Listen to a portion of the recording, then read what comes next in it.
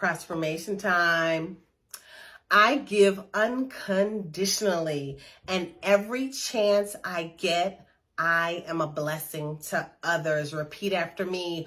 I give unconditionally, and every chance I get, I am a blessing to others.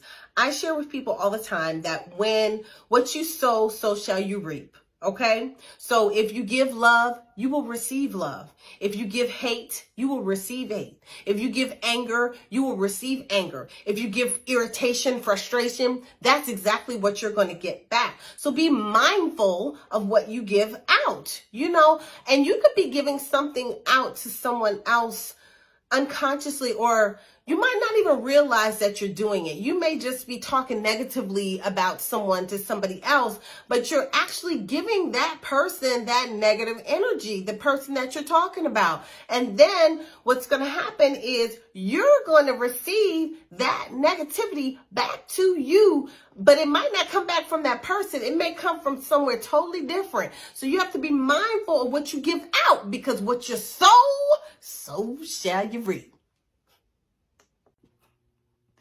Thank you for watching. Before we close, I want to invite you to join us in exploring the female divinity system using the African Goddess Initiation Manual by Abiola Abrams. We're looking for women who desire to awaken their goddess energies so that they can learn how to love themselves the most, so they can spread their magic all over the planet, so they can manifest the prosperity that is theirs by divine right, and so that they can move on this journey of theirs with ease and on purpose.